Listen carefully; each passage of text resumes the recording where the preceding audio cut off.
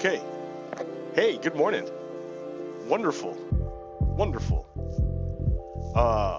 Happy Sunday. It is I, your host, Pogo Kiddo, with yet another amazing episode of Redstone Lapis Lazuli. Yeah. Hey, what's up? Good morning. Good morning, everyone. Ooh, this is super loud. All right. Yeah, hey, good morning. Good morning. See, I'm drinking my coffee. And I am observing that which I have wrought. Okay. So, man, things have like really degraded since last week. Jeez. But before I get into all that nonsense, I want to show you what I have been working on. So, as you know, right, I have my model over here. Here we have the law, right? The law. This is the law. And we have two competing visions of the way we should structure society. One vision of the structure of society is democracy, based on human rights, where the highest thing in the land is the law. So this is called the rule of law, under which everyone is equal before the law. No one is above the law. Everyone and no one is invisible to the law. Everyone is protected and subject to the law. The law is king under democracy.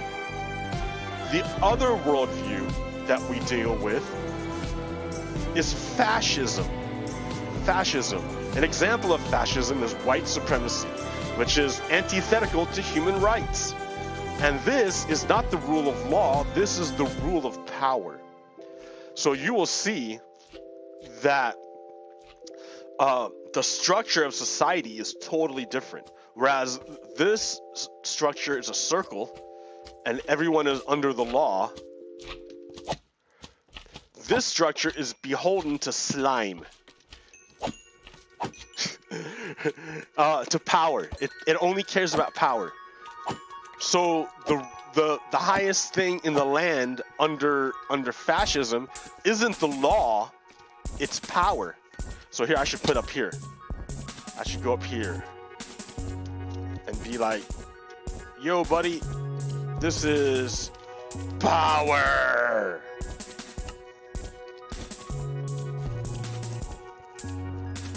So, whereas under democracy, the law is the highest thing in the land, under fascism, power is the highest thing in the land. Not the law, but power. So people with the power are above the law. And they can do whatever they want. And the law cannot stop them. However, if you are under the law, you must follow the law or the law will attack you. And if you're the underclass, the law will never ever protect you. Like, this is the under the rule of fascism, there's an underclass. A class of people, a caste of people who are never ever protected by the law and who are always stuck underneath, supporting the structure. But they get nothing. They have nothing. Now, okay, what does that look like? What do you mean? So those are the two competing visions, right? You either have democracy or you have fascism. That's it. And people say, well, wait a minute, Pogo Kiddo, you didn't call that democracy before, you called that socialism. Well, yeah. How else are you going to get an equitable distribution of wealth if not under democracy, whereby you dilute the power and wealth into society? That is the whole point of democracy, to dilute the power and wealth into society so that no one person becomes more powerful than the state. Because if they do, that one person becomes more powerful than the law. Remember, the state is the mechanism by which the law is enforced. So if a private individual amasses so much wealth that they become more powerful than the state, that they can act with impunity, then they've effectively put themselves above the law, and it's no longer a democracy. It starts going over here to rule of power, because they're above the law. They have so much power that they're above the law. So yeah. So under democracy, the power is diffused in the people, and the state is therefore under the control of the people. And then therefore the state isn't some oppressive thing that rules over the people, but it is a mecca.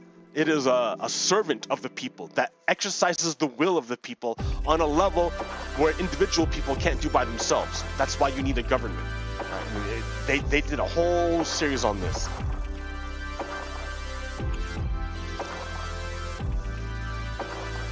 All right. So you want the government to be under the rule of the people, under democracy, and what is socialism? Socialism, the formal definition of socialism, is a dictatorship of the proletariat.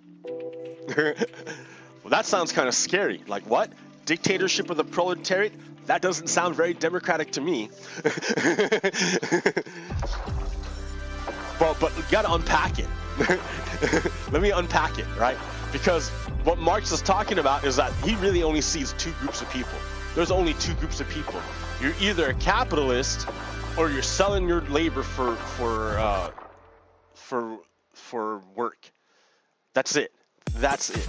He only saw two groups. If you're not a capitalist, then you're a worker. You're a proletariat.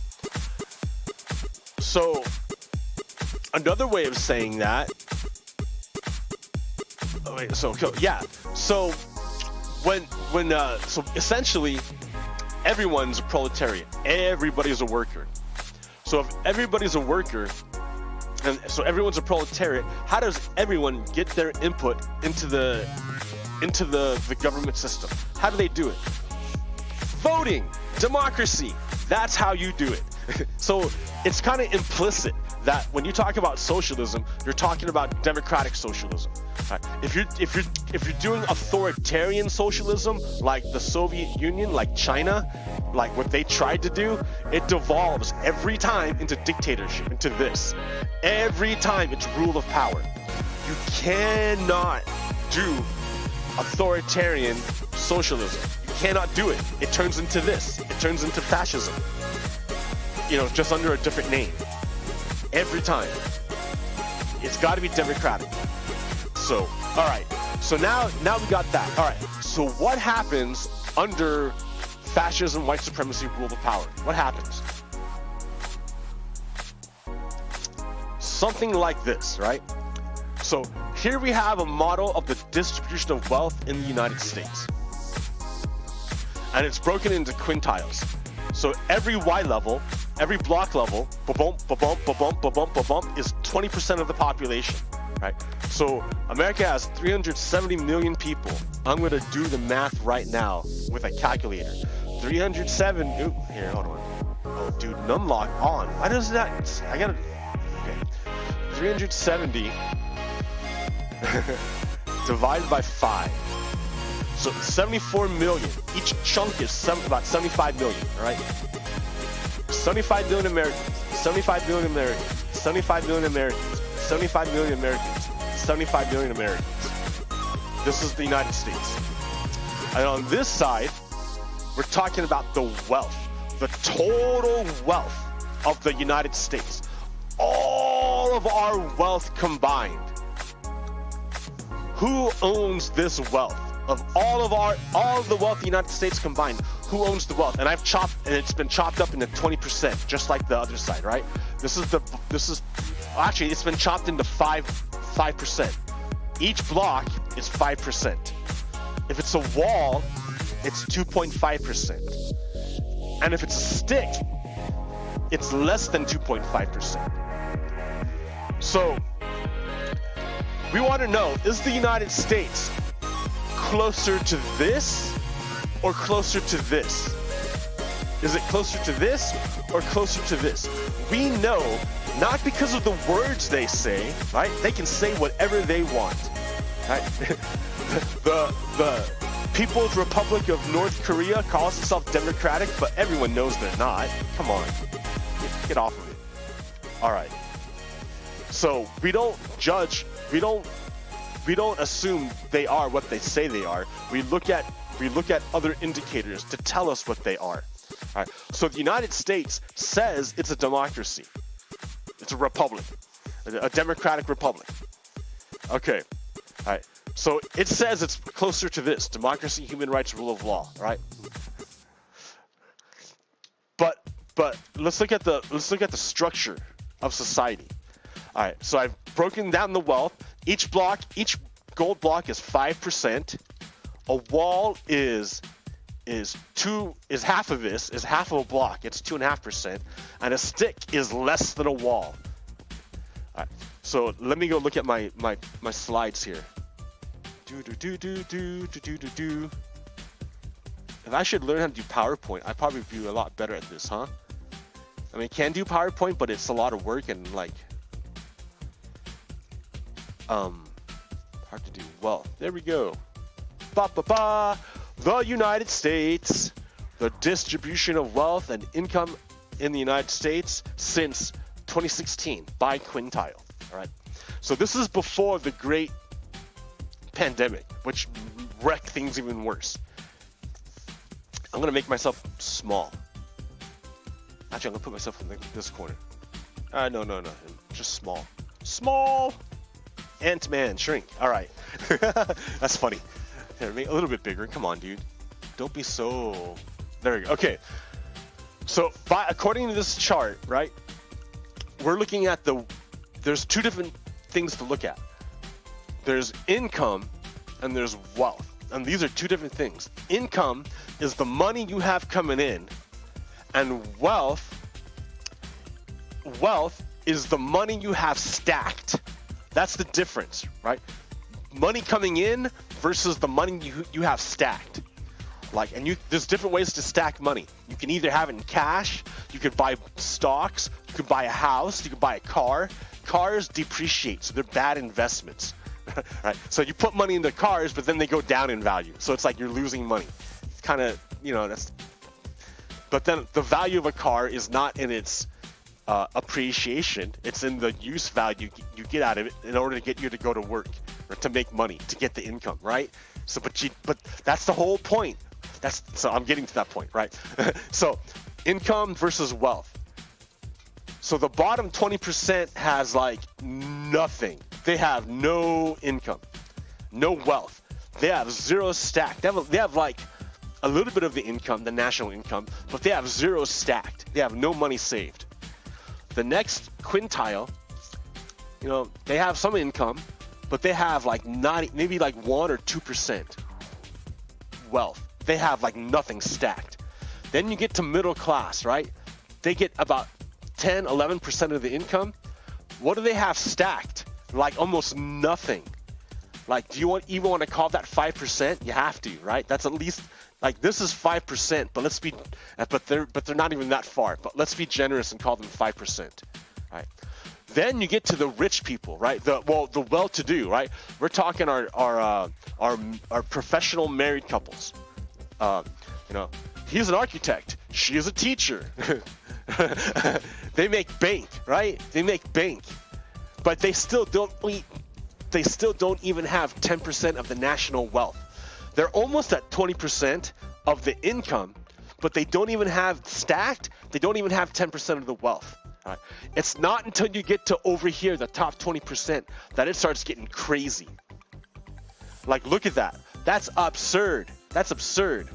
So they take the top 20% and the wealth they have, they have like what? About 63% of the income, but they have almost 90% of the wealth, like 87, 90% of the wealth. And really, it's just the top 1% that's got everything. Look at the top 1% compared to everyone else. So you take that compared to, and you stack up everyone else's wealth. Bop, oh, over here. Bop, bop, bop, bop. You stack up all their wealth and you stack it against the top 1%. The top 1% wins every time. Like even just the top 9% is like not doing much better than the lower, you know. Oh, the top 19% isn't doing much better than the next lower quintile. It's that top 10% and that top 1% that's got everything.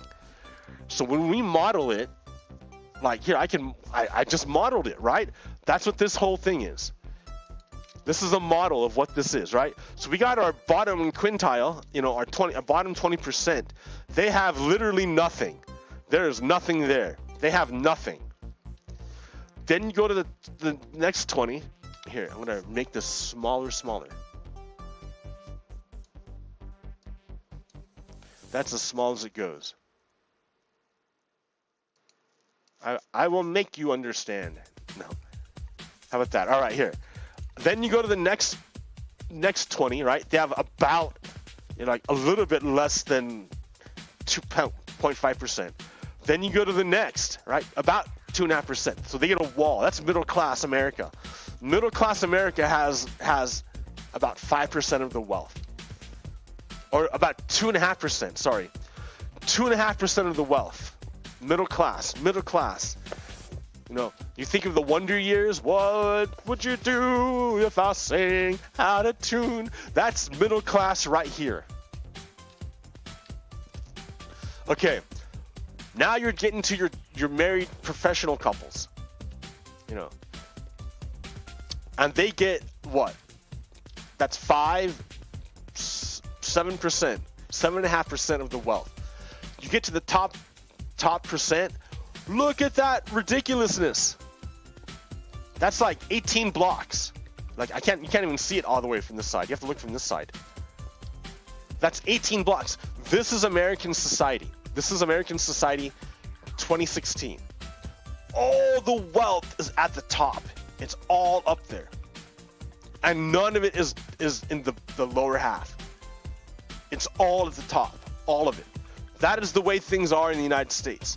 So if that's the way that wealth is distributed in the United States, are we like this, or are we closer to this?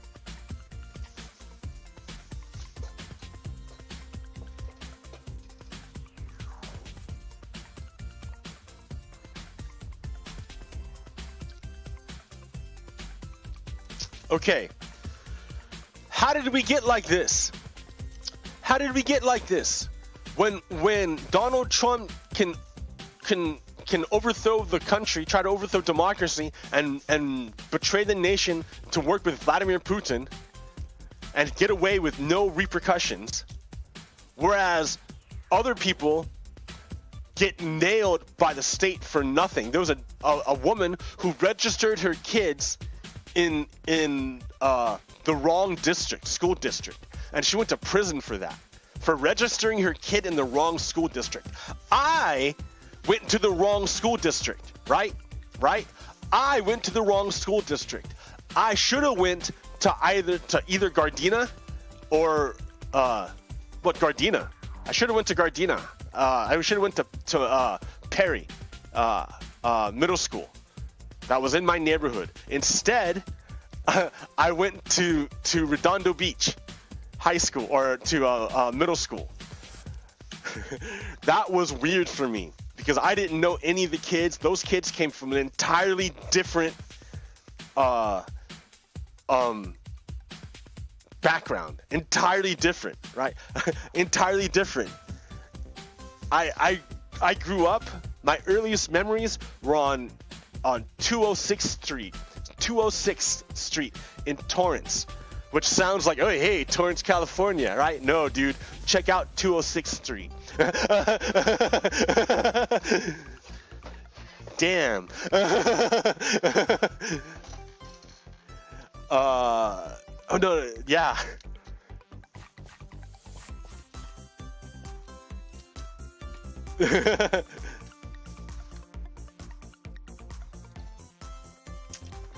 Yeah, so I lied. My parents lied to get me into North Torrance High School, where I went for 1 year, and then we moved to Nevada. So so the same thing that I did, there was a black woman who went to prison for it, for doing the same thing that I did, and she was homeless. So it wasn't even clear where she was supposed to like register her kid. She was homeless. Like, geez. And so, yeah, there are people that the law will never protect. They will only hurt you. And there are people that the law will never hurt. They will only protect. Donald Trump. You see what I mean? So that's what this looks like. When you live in this kind of society, you get this kind of wealth distribution. That's what happens. You can call yourself a democracy. You can call yourself equal rights and human rights. But when you distribute wealth like this, you can call yourself this, but when you distribute wealth like this, you are this. It doesn't matter what you say. This is what you are.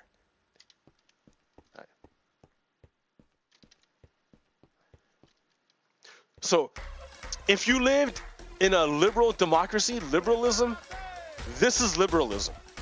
This is how you would distribute wealth under liberalism. The bottom 20% would not have nothing, right? They would have at least 5% of the wealth. Right? 5% of the wealth, would you mean they would have more than our current middle class? The bottom people? Yes!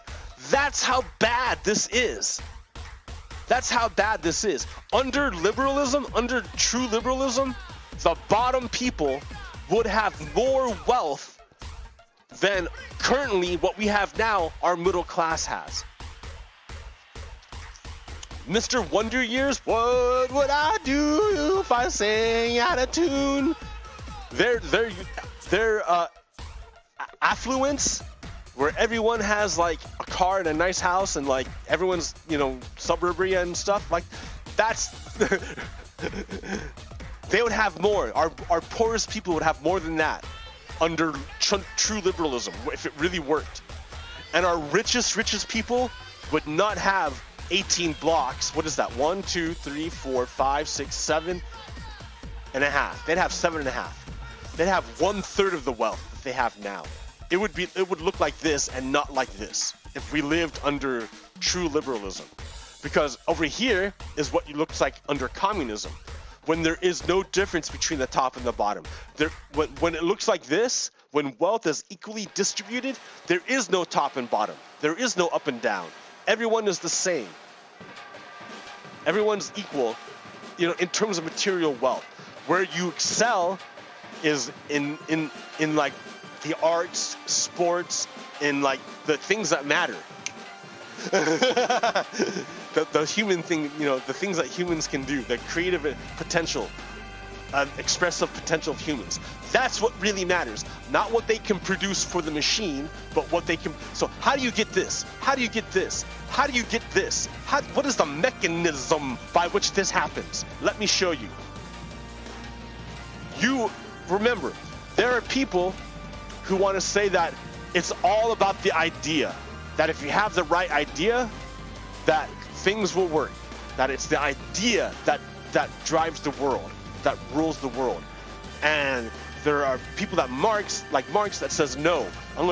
That's Hegel, right? Hegel wants to say that the world is literally the playing out of God. So Hegel I'm not a master at this stuff, right? It's been a long time. You have to talk to a serious philosopher who gets a degree in philosophy and stuff. Like, I only know Hegel incidentally. So, so from my understanding of Hegel, my incidental understanding of Hegel, is Hegel wanted to rationally prove the existence of God. So the way he did it, so before Hegel was Immanuel Kant, what he did was he saved empiricism, because this idea of looking at the natural world and recording your observations and then comparing them with other people, that's like a brand new thing for the world. Like it's been like we did it, the ancient Greeks did it, and then it got forgotten, and then the Renaissance happened, and that started in Italy and like spread out, and that was like the birth of scientific inquiry, where you use reason and observation to make conclusions. It's not based on what God told you or what ancient texts say. It's you actually observe, and other humans can do the same thing and get the same observations. I mean, that's why science is great. You know, science is fantastic. But there came along so this nascent idea of scientific observation and reasoning started coming up. But then this guy came out, and I forgot his name. Burke? I don't know. He was a big skeptic. He brought in the idea of skepticism. He says, "Well, I don't like believe any of this stuff. Like, I don't believe it. Like, if you can't show it to me, I don't believe it. I think it's all a bunch of hogwash. I doubt everything." He's like, the only, yeah. So there was a guy. He's like, all these people coming up with this reason and this cause and effect. Right? They're like, oh yeah, there's this thing called reason that we can use, and this cause and effect. Like, it's not just magic. There's actually cause and effect that we can do. Things cause other things to happen. Like, it's kind of wild. And then this guy comes and says, "No, I don't believe you. I don't believe this cause and effect thing. I don't believe you at all. Like, unless you can show me with my senses and I can experience, I don't believe you at all. None of it." And then, so Immanuel Kant came along. I didn't even intend to do any of this morning. I'm sorry.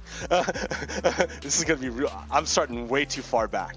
Immanuel Kant comes along and like comes up with like reasoning and saves science by saying that you can divide the world into two: the realm of the noumena and the realm of the phenomena. And science only deals with realm of the phenomena, the realms that we can like check out together. Like the realm of the noumena, where God lives, that's science can't talk about, and it's not going to talk about it. Science is only concerned with the realm of the phenomena. Okay.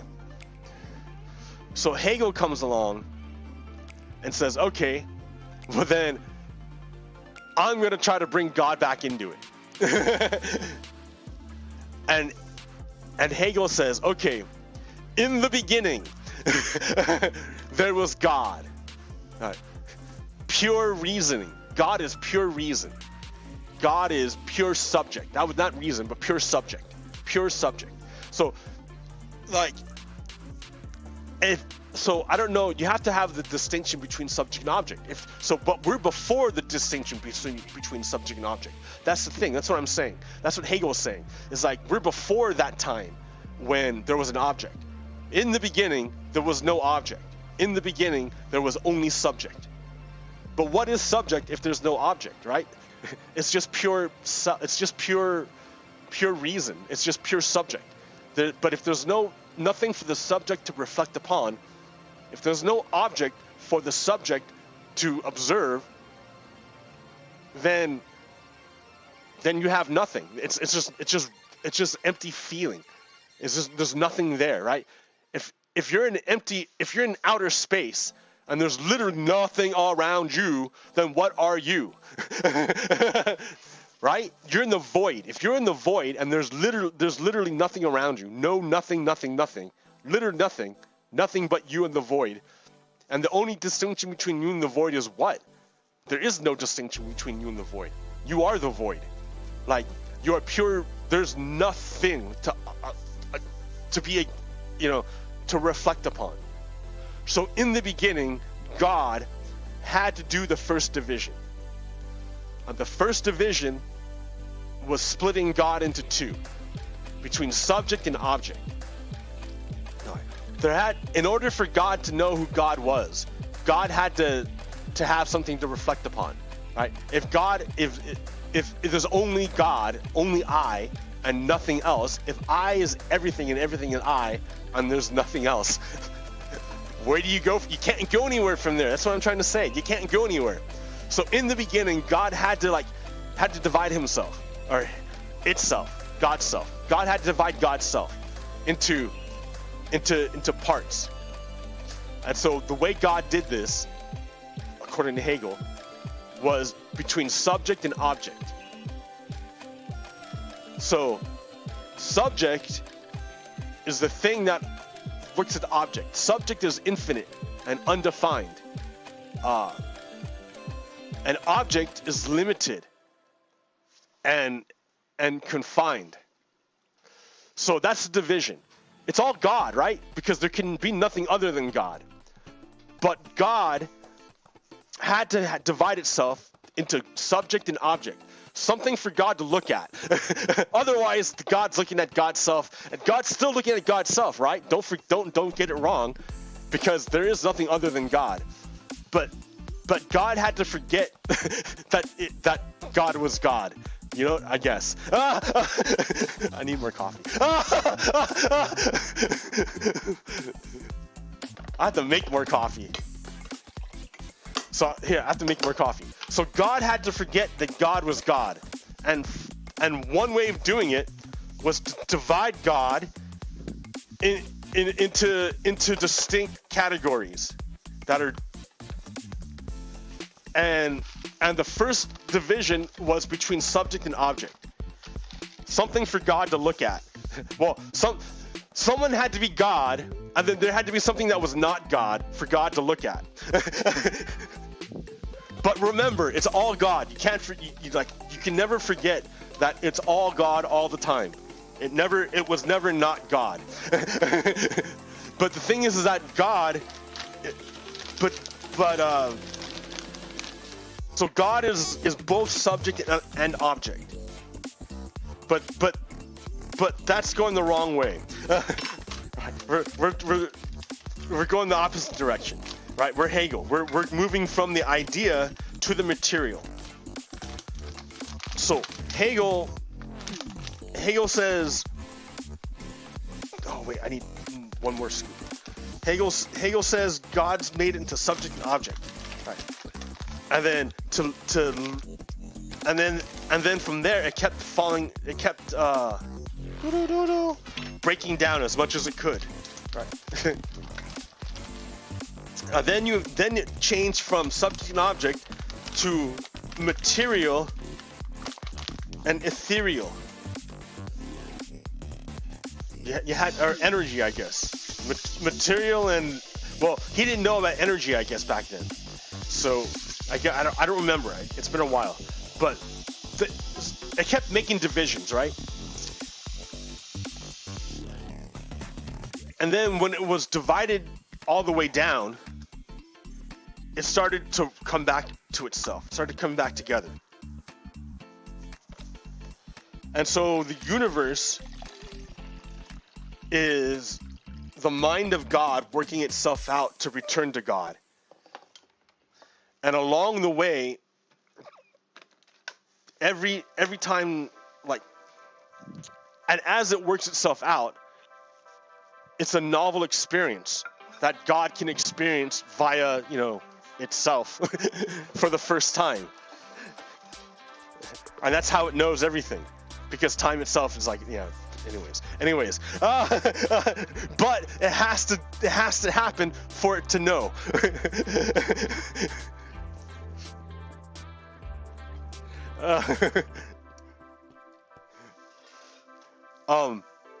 And then so it gets down to humans, right? And then so that's how all this material is slowly building itself back up through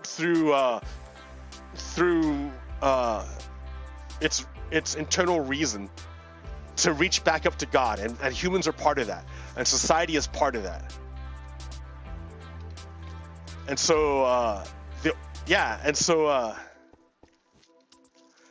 that everything around us is the working out of the idea of God working itself back up to itself again. And so it's the consciousness, it's the spirit of the world moving through the world and through the organization, improving it, coming to closer realization of God, so that it can rejoin God. And it's really beautiful. I'm like, man, that's really beautiful. And then Marx comes along and says, hey guy, blah! I'm gonna flip it all on its head. That's all nonsense. Not that it's nonsense. Like, it's really cool. It's beautiful. Dialectic, you know, the dialect. That's beautiful. But consciousness does not, you know, the material world does not stem from consciousness.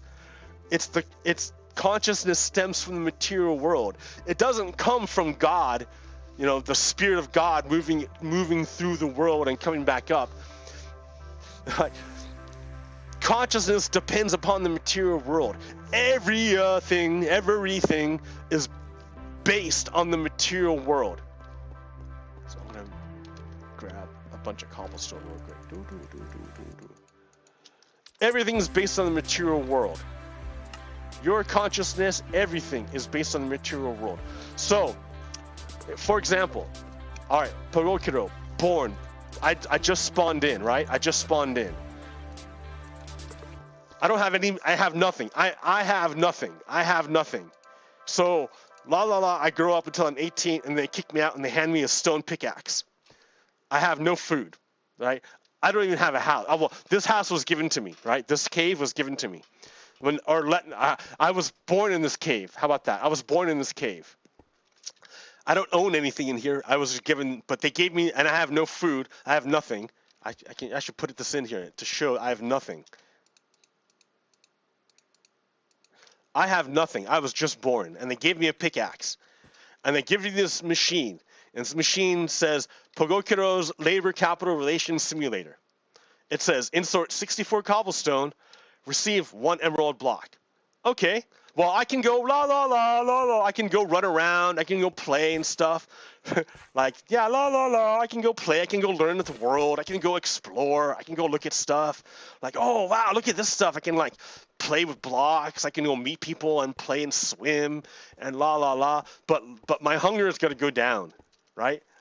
And I can only do it in here because if I leave here, monsters will kill me and I have nothing. I have no armor. I have nothing. I'm naked. I have nothing. So eventually it's going to get to the point because I'm going to die, right? The material conditions say if you don't reproduce your body, you're going to die. And this is the step everyone's telling me this is how I do it. This is how I reproduce my body. I put 64 cobblestone into the machine and I'll get 1 emerald block. Okay, here I go, right? So I am now in the it's not fair. I'm using a buff, but whatever. Let me take off my buff. I'm not supposed to have a buff. No buff.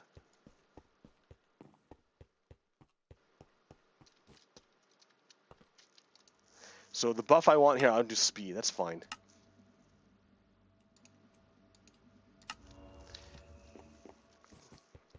Oh, that's great.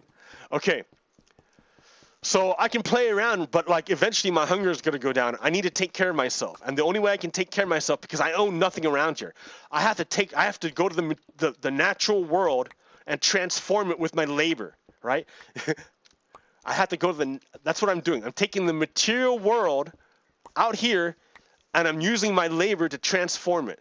Ooh, I don't need this stuff. I can't use it. The machine only wants cobblestone.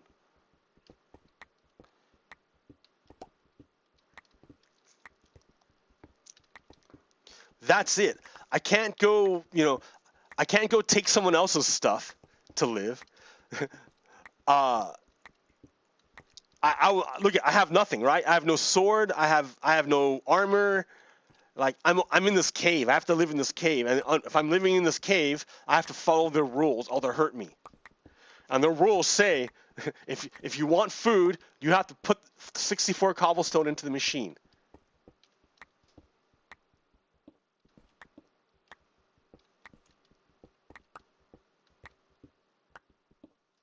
All right, so I spend all my time not playing, not exploring, not making art, not writing poems, not making stories, not creating autos. I spend my time making cobblestone.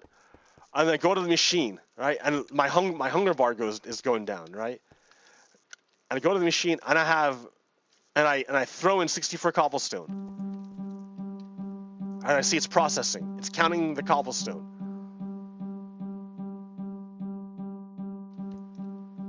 Alright, if the machine is happy with my cobblestone,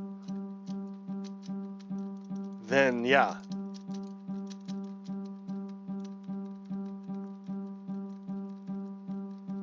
Is the machine happy? Is my work satisfying for the machine? Oh, it is. I got an emerald. So I exchanged that for an emerald. Okay, so I bring this over to the machine. Right? Now this is capitalism, right?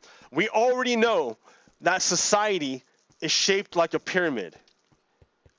And the people at the bottom, they have no wealth. They have zero wealth. They have to trade their labor in order to get capital, money. And you trade money to reproduce yourself to work the next day. So you stick your money into the machine and you pop it in and it pops out food. And I can reproduce myself for the next day to work. But the wealth, I didn't get to keep anything. I have zero wealth for myself. It got moved up into the machine. So what do? I go the next day, I go to work again.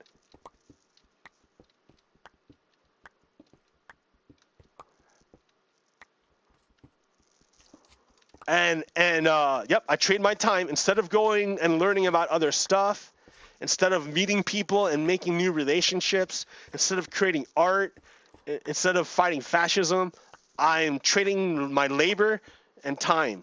I'm taking the natural world, because that's transforming it with my labor and then putting it into the machine. So basically I'm commodifying. That's what I'm doing. I'm mixing my labor and time with the natural world to create a commodity that the capitalist wants and will give me, in exchange for this, it gives me money. Oh, I have to run because I have nothing, right? I have nothing.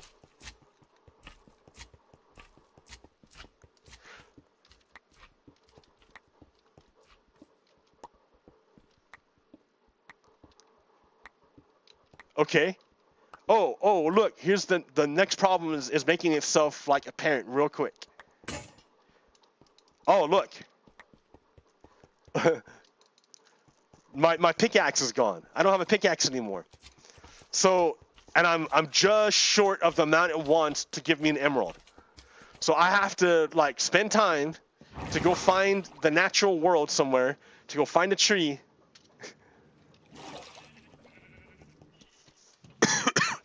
I mean, this is capitalism, right? To make a new pickaxe so I can go to work again. Now, the food I gave myself is really high quality food. So that's why I'm working really good. If I gave myself like crap food like I should have given myself, I wouldn't be able to work as much. but you see my point, right? I work. And it doesn't matter how much I work. I throw it into the machine. I transform the natural world into a commodity to get an emerald, to pump into the machine, and it all just goes back up. And all I do is get enough to reproduce myself. This, not that one. This is how you get this. This is how that happens. You can work, but you can work all you want, but you'll never, ever, ever generate wealth. You can work all you want, but you'll never generate wealth. Because, I died. Ah! Stuff happens. Oh, crap. All right, I gotta go back. Stuff happens.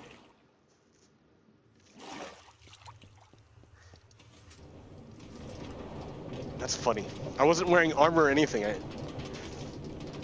stuff happens and you can't generate wealth. Like, if your wealth is your car, it's depreciating. You're not generating wealth, you're losing wealth. If your wealth is your house and you're living in it and it gets flooded or the pipes burst, you've lost all your wealth and you have like almost none to begin with anyways.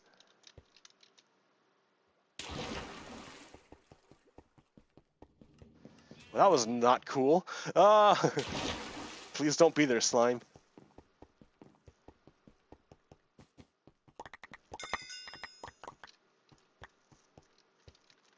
All right. Anyways, so you're going time and time again. Oh, I gotta put this armor back on. I don't want to die again. That was lame. Did I get everything back? Did I lose anything? I think I lost something. Where's everything else? Where's my... Yeah, see, I lost a bunch of stuff.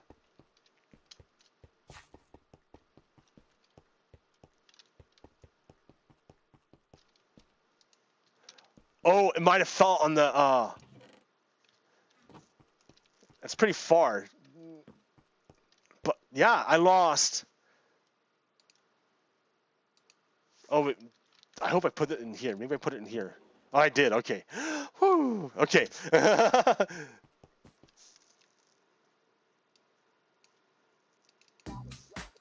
All right. So, you're busting your butt, right? You're putting in... Busting your butt.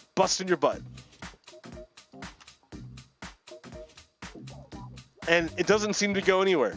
Like, you can't seem to, like, get ahead. Where's all this money going?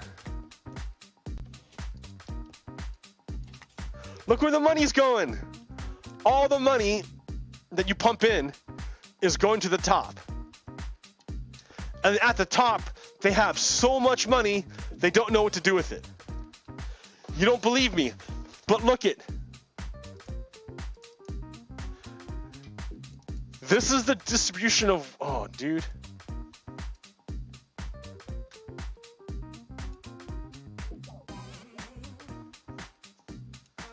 This is the distribution of wealth in the United States. Remember, that's how it looks because all the money is being pumped upwards. All the wealth is being pumped upwards. Look at this. Why are companies hoarding so much cash? Why are they doing it? U.S. non-financial corporations are sitting on just $4 trillion in cash, according to the latest flow of funds estimates, up from $2.7 trillion a decade ago, and just $1.6 trillion in the year 2000. The question is why, and what should executives learn from this massive growth in corporate cash holdings? 85% of the rise in cash held by multinational corporations is held in their foreign subsidiaries, so they can avoid taxes, right? More importantly, risk and uncertainty concerns don't explain the lion's share of increased corporate cash. They're not hoarding cash because they're afraid of risk and uncertainty.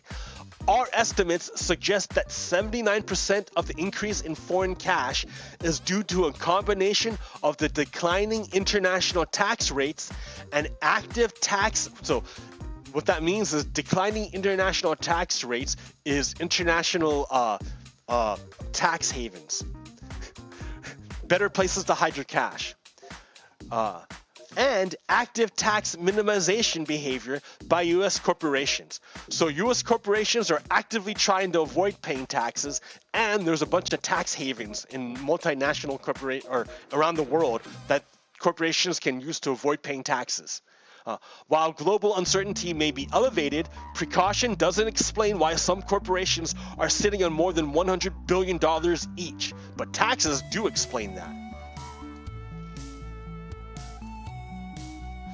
The richest 1%, top 1%, 0.1% own 17% of the stocks.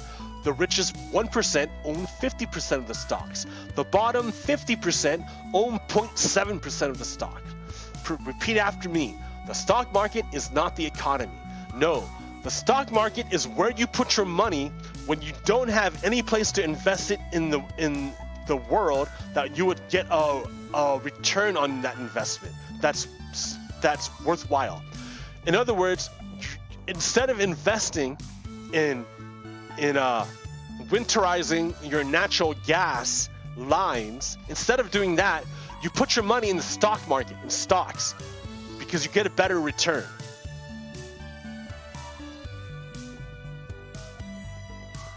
So the wealthy have a ton of the money. All that money they get, that they save, they don't reinvest back into the environment. They save it, they hoard it. So they're sitting on tons of cash. That's this system here. Because the material conditions force you have so little, you have to spend your time transforming the material world, the natural world. You're eating the natural world to turn it into a commodity to hoard it so that the wealthy can hoard it. That's how our conditions work right now. And that's how you get a system of distribution that looks like this. But if you implement democracy, you can make the system look more like this and eventually get to this point. But first step is to get to this first. Let's get to here first.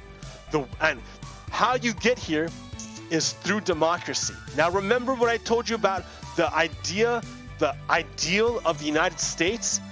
This is the ideal of the United States. Pogokiro socio-economic model of sustainability. Really, all this is Keynesian economics. All this is, we've already figured this out. This is nothing new here, right? But this is what I've been telling you over and over and over again, right? The patron gods and goddesses of the United States are liberty and justice, right? The whole point of the United States is liberty and justice. Let me get more coffee.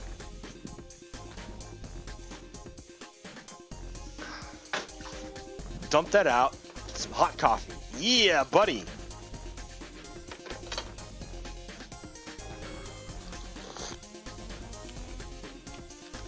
The whole point is liberty and justice. Right? You have to elevate these two goddesses. You must, as a society, as an American society, we must elevate liberty and justice. That is the whole point. You cannot have peace without justice. You cannot have liberty without justice. You cannot have justice without liberty. These two are essential. If they don't go up, if you don't raise them both, it doesn't work, right? Why? Because there is the observer. You see, the observer is truth. Truth is an aspect of God. The observer is truth. God, remember, God is the subject, the ultimate subject, the ultimate person watching, the ultimate thing, the ultimate entity watching everything, the ultimate subject, truth. So elevate liberty, and it's tempered by, because liberty must be tempered by justice. If you only ever elevate liberty, what you get is slavery, and that's not really liberty, right? Because liberty with only by itself gets corrupted by power. Liberty corrupted by power breeds totalitarianism, and then you end up with something like this. It must be tempered. Liberty must be tempered by justice. If you don't have justice and you only have liberty, and then you get something like this, what you have is not really liberty. You don't really have liberty, because you cannot have liberty by enslaving other people. Liberty must be reflected in other human beings. Otherwise, you don't really have it. What you have is slavery, oppression. Right? That's why, and that balance is why you cannot violate it. You can't do it. Just like the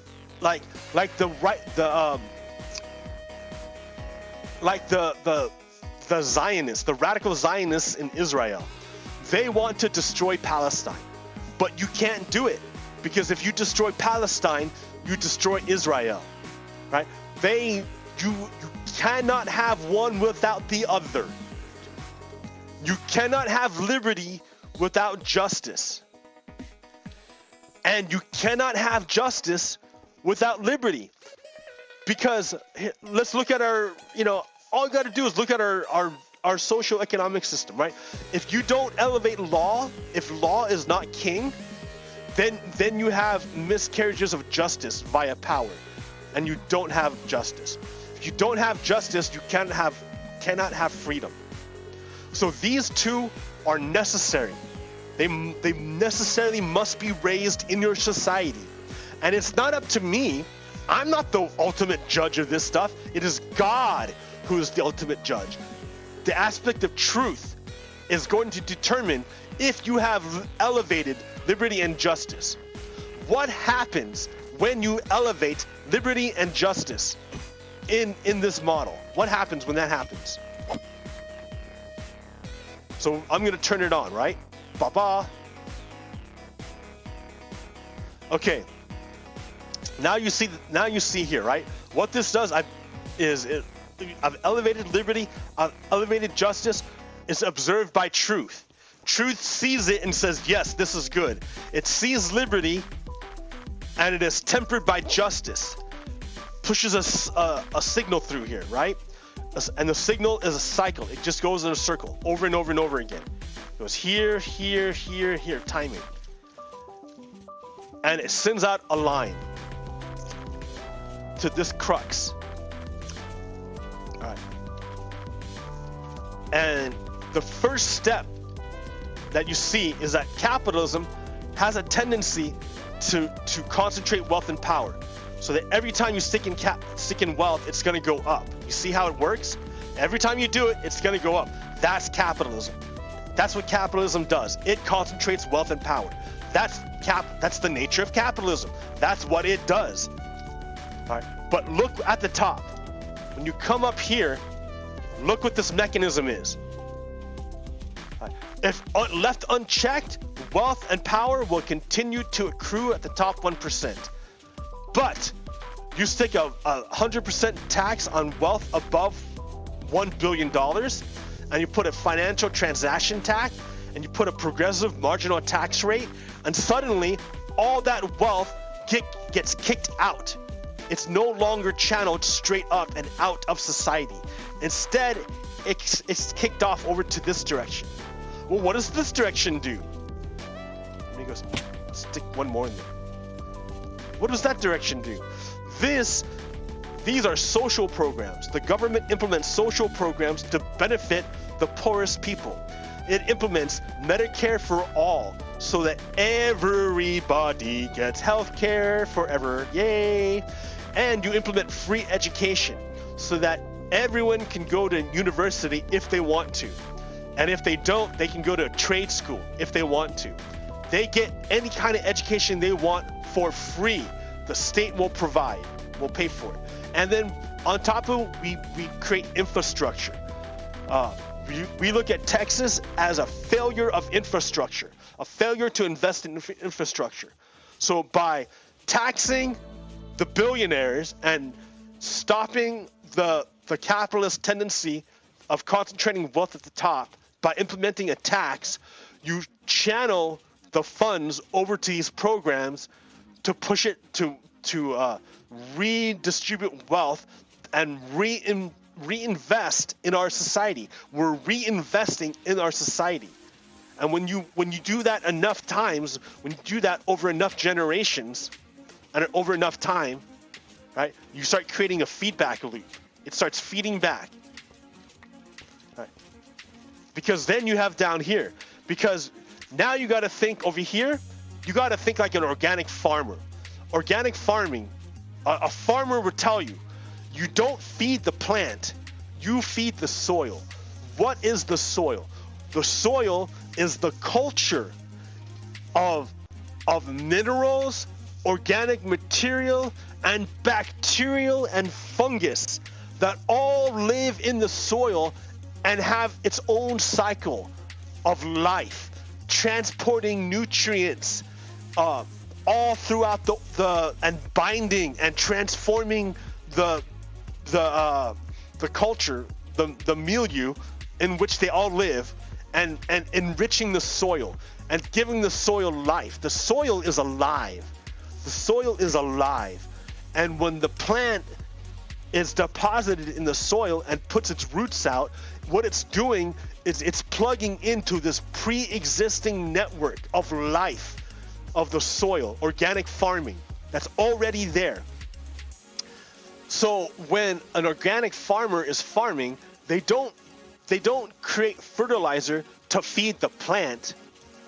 They want the plant to succeed. But the way you make the plant succeed is not by feeding the plant. You feed the microorganisms in the soil. You make sure they have what they need to be happy, to transform the soil, and then to provide the soil that will give the plant roots, the stuff it needs, so that the plant itself can thrive naturally. It's all plugged into a giant cycle. And so that's what this is. Universal basic income through the U.S. postal system bank accounts. You turn the United States postal system into a national bank. And you provide universal basic income via the U.S. Postal Service to all Americans. And that way you feed the poorest people everything they need to satisfy the material needs. Right?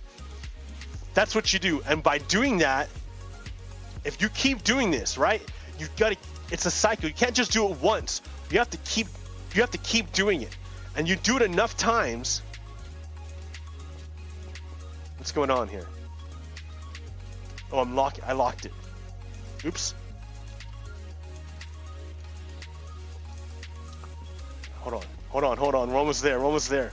The magic moment is almost upon us.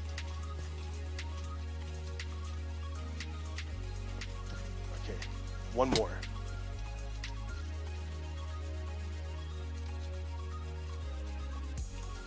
Okay.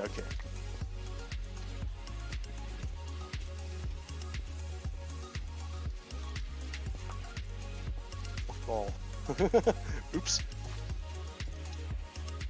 Okay. If you do that over enough times,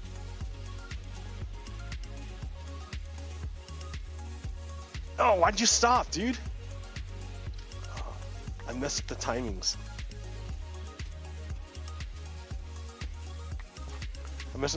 All right, here. Stop. Go.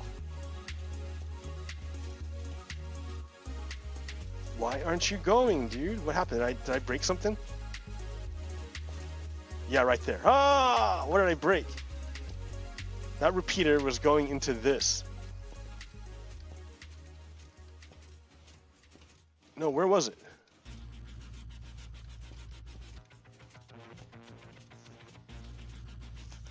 Oh, I broke it. I broke my machine right just as I was like...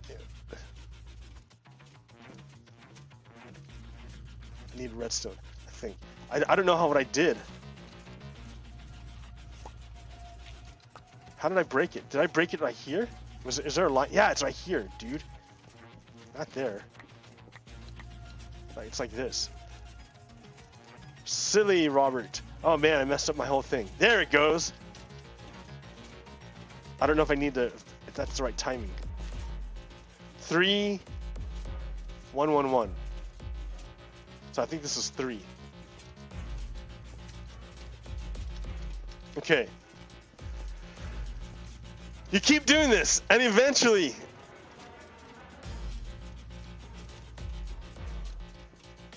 Oh!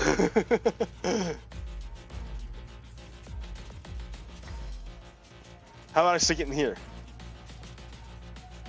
No.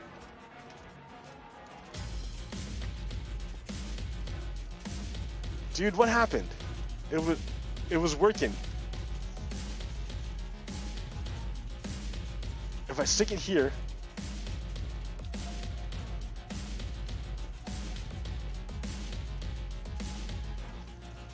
I think I messed up my timings.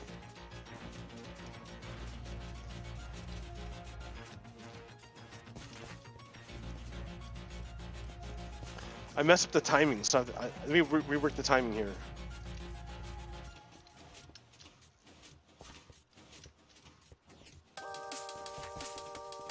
Oh man, that sucks. I messed up my machine.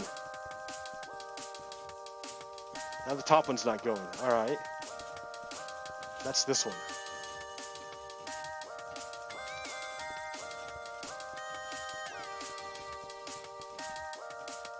Is it going? I can't hear.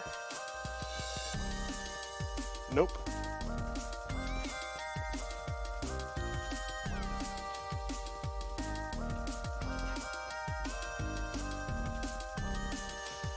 Dude, I broke my machine right before I showed it off. That's awful.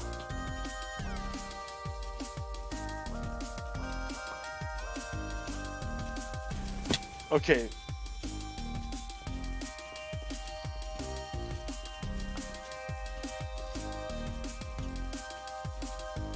No, dude. Oh, this sucks.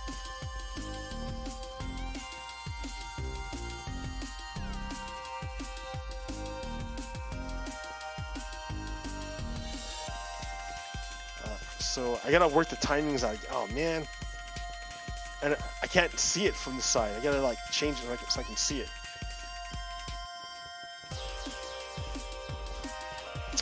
Oh, my show's all ruined. I was all working on this, so proud of it, and like I ruined it.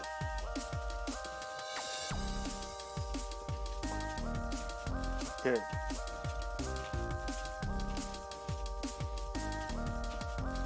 Now I can see. Alright. I gotta change the timing so that those two don't push at the same time.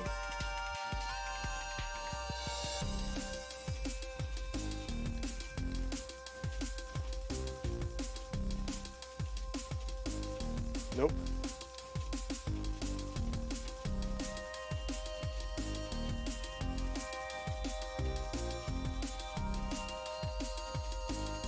No, same time. That looks like it. Let's hope, let's hope. Nope, it got jammed. Ah, oh, man, see, I wrecked it. All right, here, let's start all over again.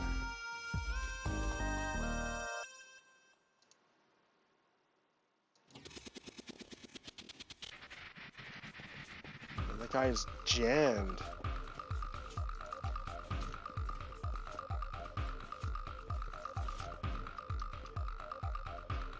Try this again.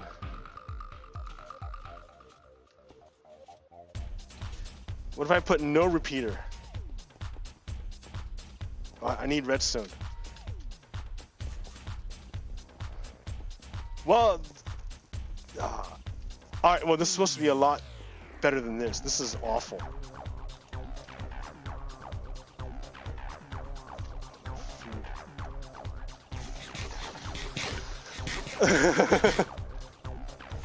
I had this all worked out. Oh, it was supposed to be beautiful. I can't believe this. I can't believe it. Like I ruined.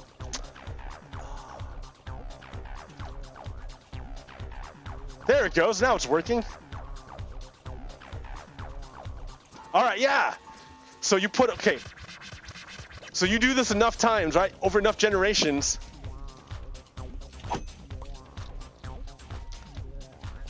And you get a feedback mechanism. You see how it feeds back? Capitalism is going to tend to push money upwards. So you put a tax on the richest people to shove money out of that. Because it's going to go up if you don't do it. And then you use the government to implement social programs to push that wealth down. And then use universal basic income to put the money, inject the money back into the bottom of the society. And by doing this, you can start to reshape this.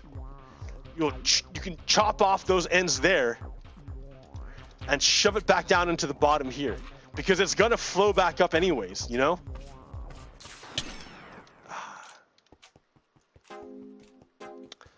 So yeah, when you elevate liberty and justice, You can create a cycle like this and begin to transform your society from this into this and eventually to this. This is like Star Trek, and I'm down with Star Trek. I like Star Trek.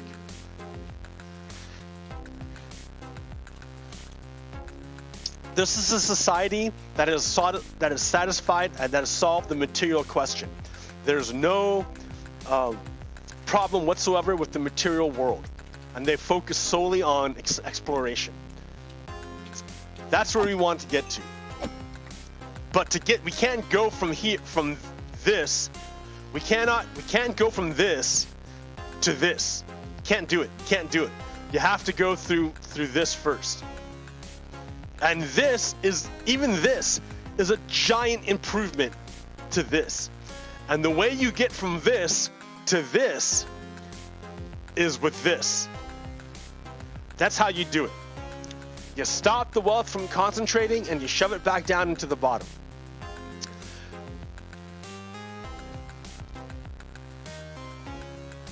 Like, Vecta, hey, Vecta. Hi. Dono Valova. Hi. Oh, they left. They were there for 2 seconds, and then they left. That's okay. So this is what we're gonna do. This is how we're gonna do it. I spent a lot of time making this machine because yeah, that way when you work, you don't put your money in to get out the bare minimum. It's going to be taken care of already. The machine's already done it for you. So you don't have to go back over here. You can go like do the other things you're supposed to do. You know what I mean? Okay. What do I got here in terms of slides?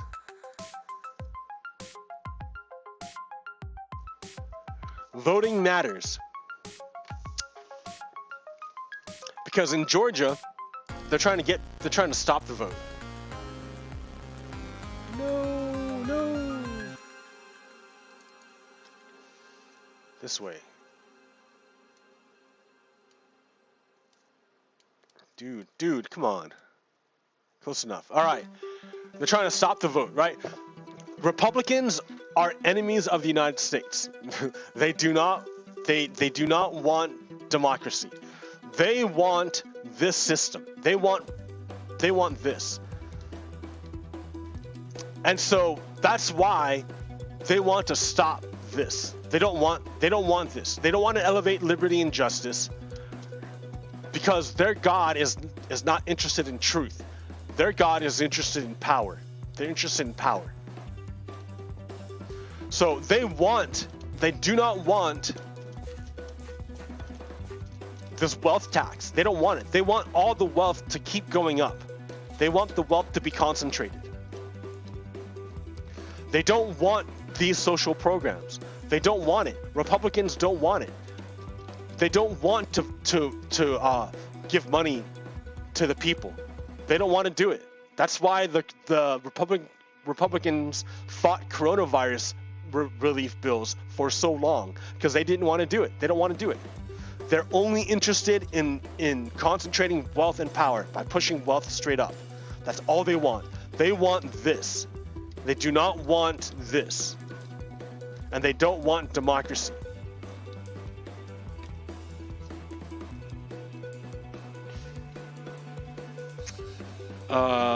Voting matters.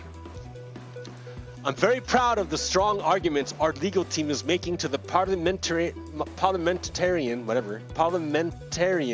that raising the minimum wage to $15 an hour is not incidental to the federal budget and is permissible under the rules of reconciliation. The CBO has found that the $15 minimum wage has a much greater impact on the federal budget than opening up the Arctic National Wildlife Refuge to oil drilling and repealing the individual mandate penalties, two provisions that the parliamentarian advised did not violate the Byrd Rule when Republicans controlled the Senate. I'm confident that the parliamentarian will advise next week that we can raise the minimum wage through the reconciliation process. Voting matters.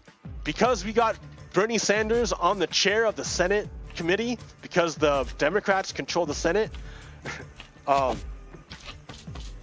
going to raise the minimum wage to $15 an hour. That's huge.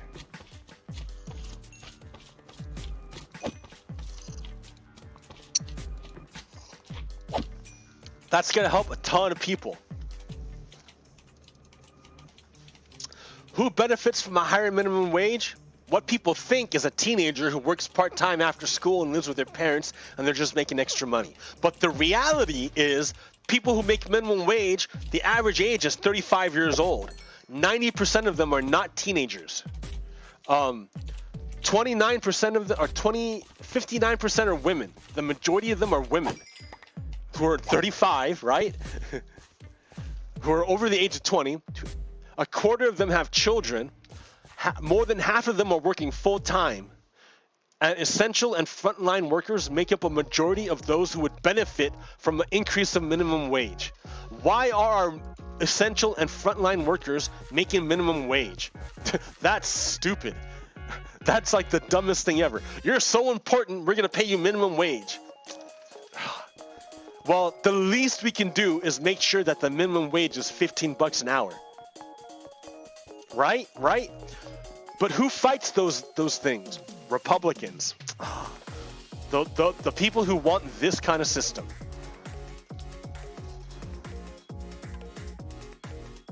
Let's see.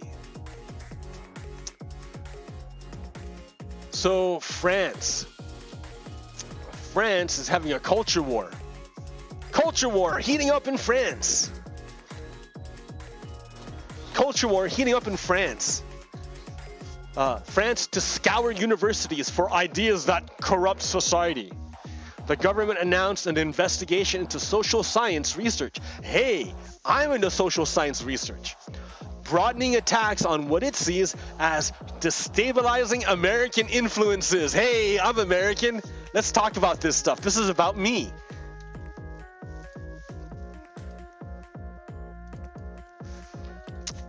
President Jacques Chirac. No, Jacques Chirac. No. Sorry. Wrong decade. Emmanuel Macron. By Norimitsu Onishi and Constant Mehi. Norimitsu Onishi and Constant Mehi. All right. Stepping up its attacks on social science theories that it says threatens France, the French government announces this week that it would launch an investigation into academic research that it says feeds Islamo-leftist tendencies that corrupt society. What? That's a bunch of crap. That sounds a bunch of Nazi crap is what it sounds like. That sounds like Nazi stuff.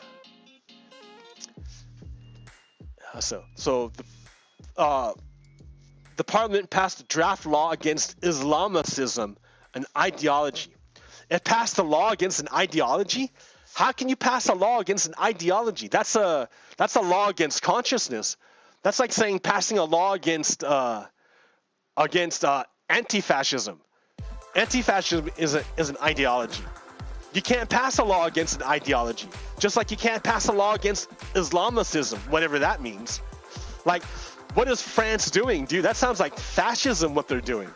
Like, as Mr. Macron tilts further to the right. Yeah, that sounds pretty fucking Nazi. Holy shit. Frédéric Vidal, the Minister of Higher Education, said in Parliament on Tuesday that the state-run National Center for Scientific Research would oversee an investigation into the totality of research underway in our country, singling out post-colonialism. Oh, that's good. That's good because Europe's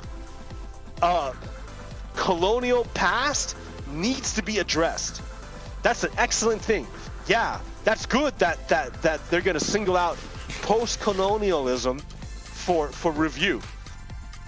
France needs more post-colonial review.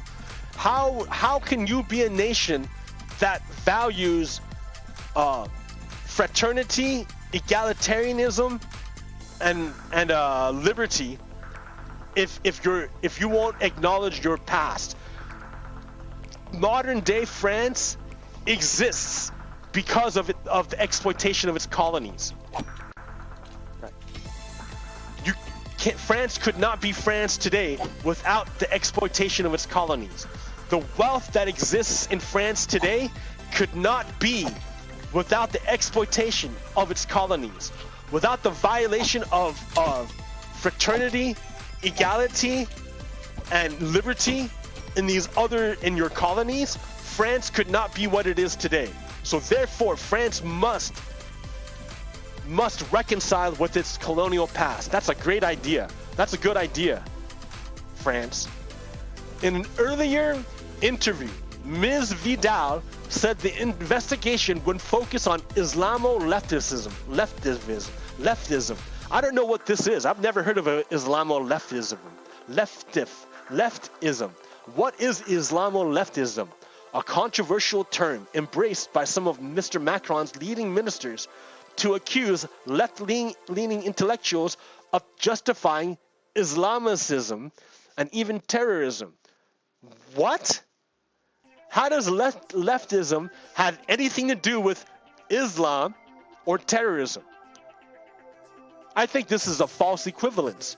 That sounds something like Trump would do. Oh, hey, it sounds like Mr. Macron is taking a page out of Trumpism.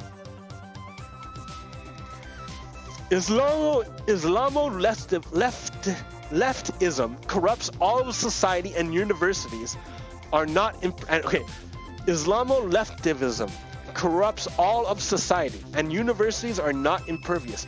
She hasn't defined this Islamo-leftivism. She hasn't defined it, so she's just making stuff up. Some scholars were advancing radical and activist ideas, such as referring also to scholars of race and gender. Ms. Vidal accused them of always looking at everything through a prism of their will to divide, to fracture, and pinpoint the enemy. Ms. Vidal is doing a review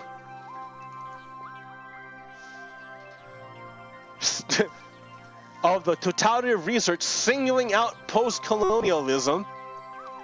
So she wants to single out post-colonialism, to identify the enemies, right? To divide, to fracture, and pinpoint the enemy. That's what she wants to do. Oh, wait, no. She's accusing them of doing that. That sounds exactly like what Trump would do. That sounds pretty Nazi to me. It sounds like Macron and his allies are turning Nazi. They're turning Nazi. They're turning Nazi.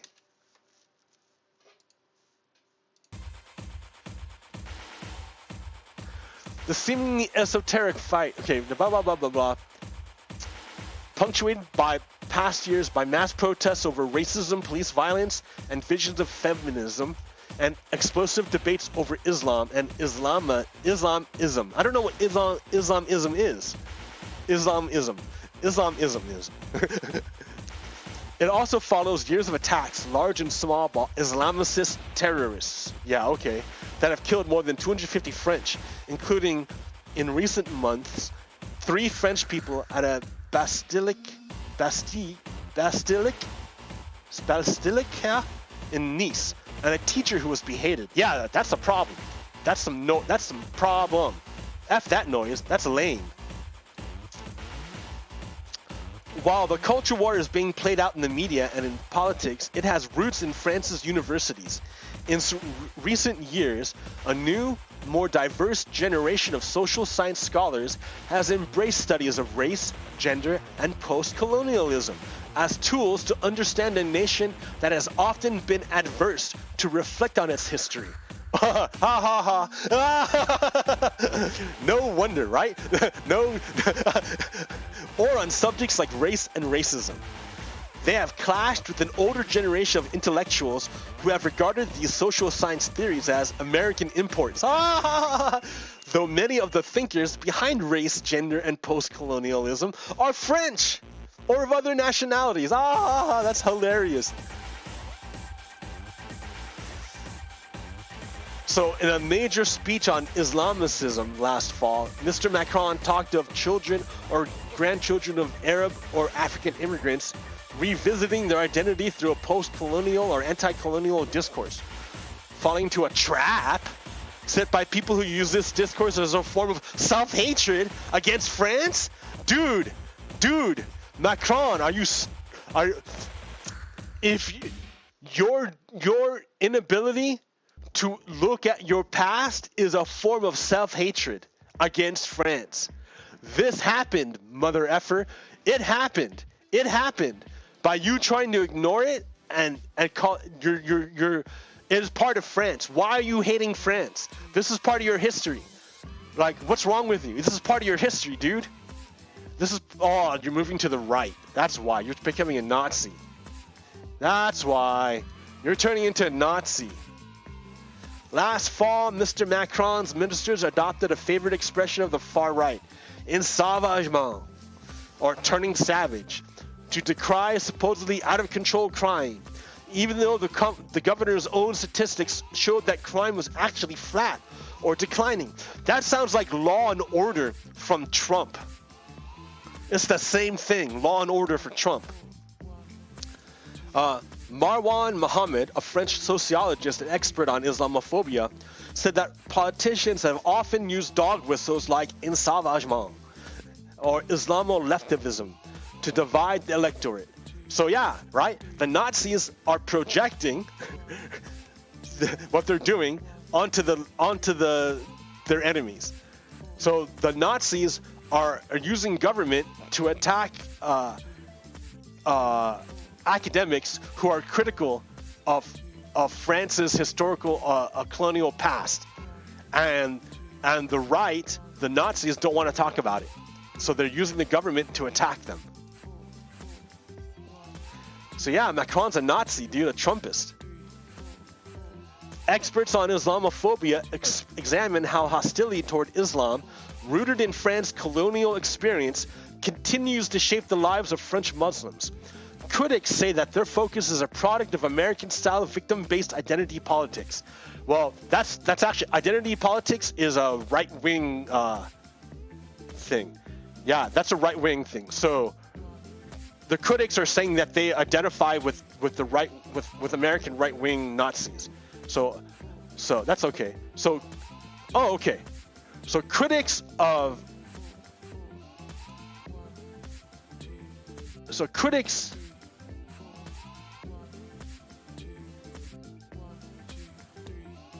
hold on, I got two things there. So the French sociologist is named Marwan Mohammed, and the critics of Marwan Mohammed are Nazis. They're saying the critics of Marwan Mohammed are Nazis. They're saying, no, dude, identity is really important. It's super important. It's the most important thing ever. And Marwan Mohammed is trying to say that no, identity is not the most important thing ever. But the Nazis, the French Nazis, agree with American Nazis to say that identity is the most important thing. Okay. Well, that makes things clear. Mr. Taguieff, a leading critic of American universities, said in a recent email that Islamophobia, along with the totally artificial importation in France of American-style black question, sought to create a false narrative of systemic racism. So he's a Nazi. So there is a systemic racism that he's denying in France. And he's identifying with the American Nazis. Okay. You see how this is working? The French Nazis agree with American Nazis that identity is most important. And the French Nazis are angry at American social scientists because American social scientists' ideas are applicable to French post-colonial society. Okay. If you're on the opposite side of Nazis, you're doing good.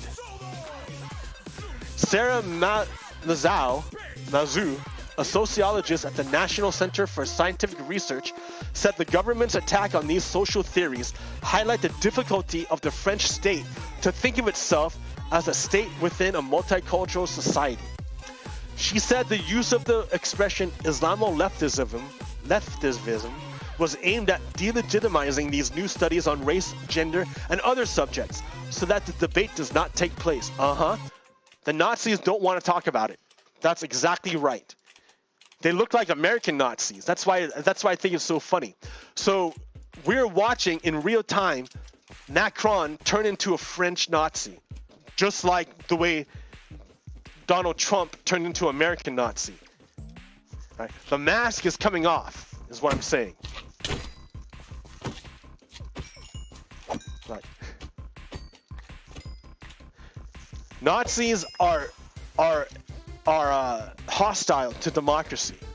So if Macron is becoming a Trump-style Nazi, he's going to be hostile to French democracy, and he's gonna start attacking your institutions. That's what Nazis do.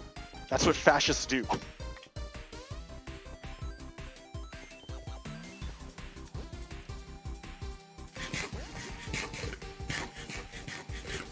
All right, so we want to move toward a more equitable, more just, a more free society. I didn't get my stuff. Let me dump this stuff away first.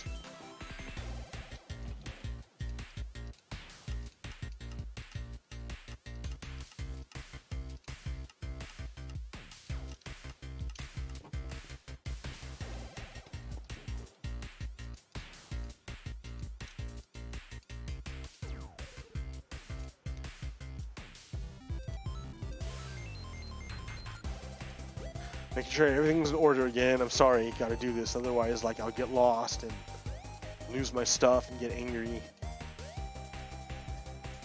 Sticks. Okay, I think that's good enough. There we go. Okay. Yar. Raise liberty and justice. And create this machine, and it will revitalize your society. So wait a minute, let's look at this. Ooh. When law is king, when the law is above everyone, when law is the top, what does that look like?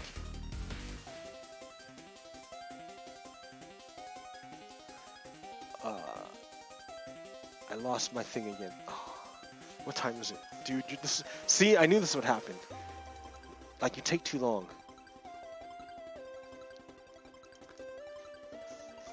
The 10-Point Program by the Black Panthers.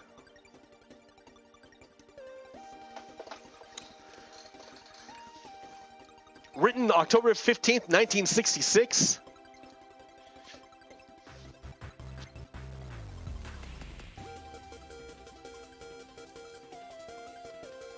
Number one, we want freedom.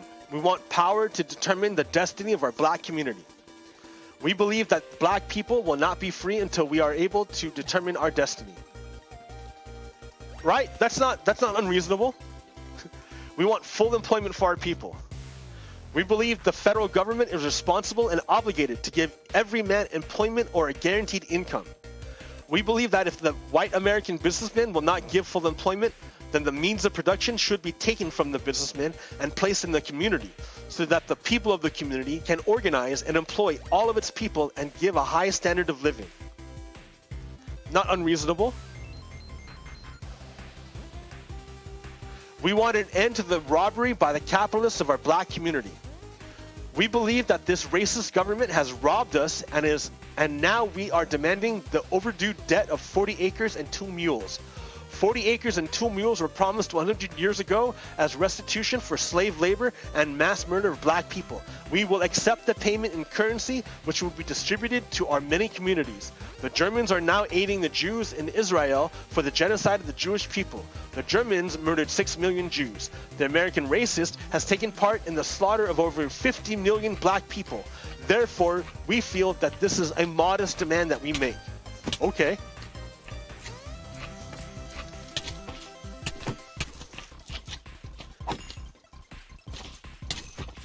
I am...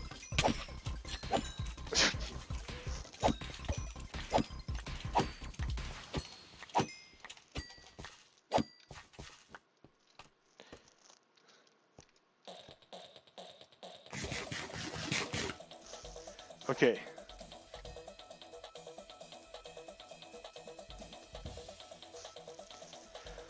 We want decent housing fit for the shelter of human beings. We believe that if the white landlords will not give decent housing to our black community, then the housing and the land should be made into cooperatives so that our community, with the government aid, can build and make decent housing for its people. We want education for our people that exposes the true nature of this decadent American society. We want education that teaches us our true history and our role in the present-day society. We believe in an educational system that will give to our people a knowledge of self. If a man does not have knowledge of himself and his position in society and the world, then he has little chance to relate to anything else.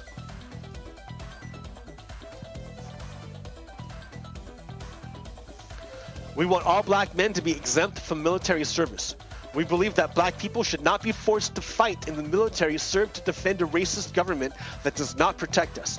We will not fight and kill other people of color in the world who, like that black people, are being victimized by the white racist government of America. We will protect ourselves from the force and violence of the racist police and the racist military by whatever means necessary. We want an immediate end to police brutality and murder of black people. We believe we can end police brutality in our black community by organizing black self-defense groups that are dedicated to defending our black community from racist police oppression and brutality. The Second Amendment to the Constitution of the United States gives a right to bear arms. We therefore believe that all black people should arm themselves for self-defense. We want freedom for all black men held in federal, state, county, and city prisons and jails. We believe that all black people should be released from the many jails and prisons because they have not received a fair and impartial trial. I agree. We want all black people, when brought to trial, to be tried in court by a jury of their peer group, or people from their black communities, as defined by the Constitution of the United States. We believe that the courts should follow the United States Constitution so that black people will receive fair trials. The 14th Amendment of the United States Constitution gives a man a right to be a right to be tried by his peer group. A peer is a person from a similar economic, social, religious, geographical, environmental, historical, and racial background. To do this, the court will be forced to select a jury from the black community from which the black defendant came. We have been and are being tried by an all-white juries that have no understanding of the average reasoning man of the black community. We want land, bread, housing, education, clothing, justice, and peace. When in the course of human events, it becomes necessary for one people to dissolve the political bands which have connected them with one another, and to assume, among the powers of the earth, the separate and equal station to which the laws of nature and nature's God entitled them. A decent respect of the opinions of mankind requires that they should declare the causes which impel them to the separation.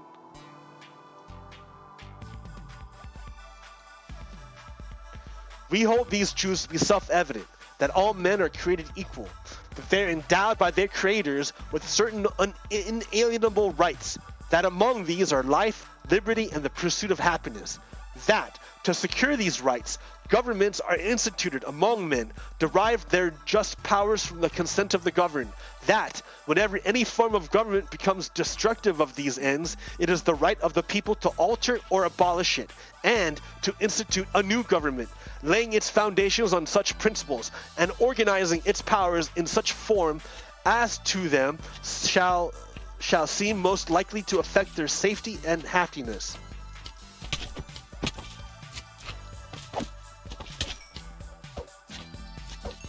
Hold on.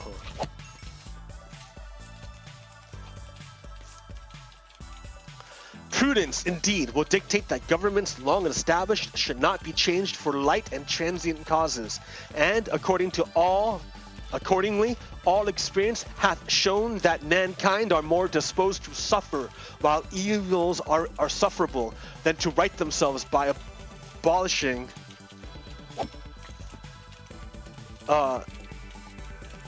the forms to which they are accustomed. But when a long train of abuses and usurpations, pursuing invariable the same object, evinces a design to reduce them under absolute despotism, it is their right, it is their duty to throw off such government and to provide new guards for their future security. So yeah, look at the slime, dude. Like, I can't work because of all the slime.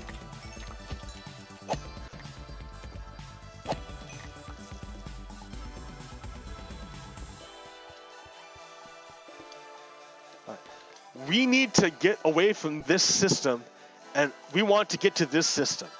To do it, because this system looks like this right now, we should transition to this, with this being the goal, Star Trek. The way we do it is by this. By taking control of government, making a redstone machine, and recycling the wealth back in and do organic farming of our society.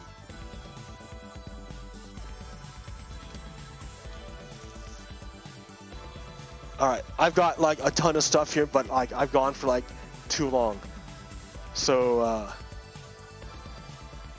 Josephine Baker. She is beautiful. She was born American. She was an orphan, working the streets, like, you know, hustling on the streets. Was married many times. Married a manager, I think, her first manager, but it didn't last. She moved to France, where she was treated as like a human being. Because in America, she was a black woman, so like she couldn't, you know, she had no rights. But in France, she was great, right? I have walked into the palaces of kings and queens and into the houses of presidents, but I could not walk into a hotel in America and get a cup of coffee, and that made me mad.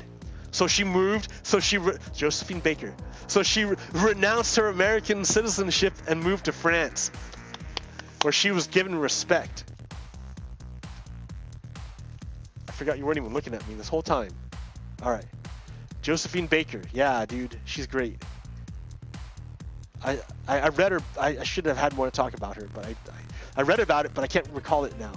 And I've been talking for so long. So you know what? I think that's good. I showed you what's going on, right? You got a clear picture of where we are and what we want to be. Where we are and where we want to be. And what we need to get through to get to there, and how we're gonna do it. Okay? With these as principles, if we can understand this, right? Holding liberty and justice and truth, the observer. This is our model, right? This is our model. How we're gonna change from this to this, via this. We're gonna transition. This is our model. Okay, America. Until next time, Pogokiro out. Peace.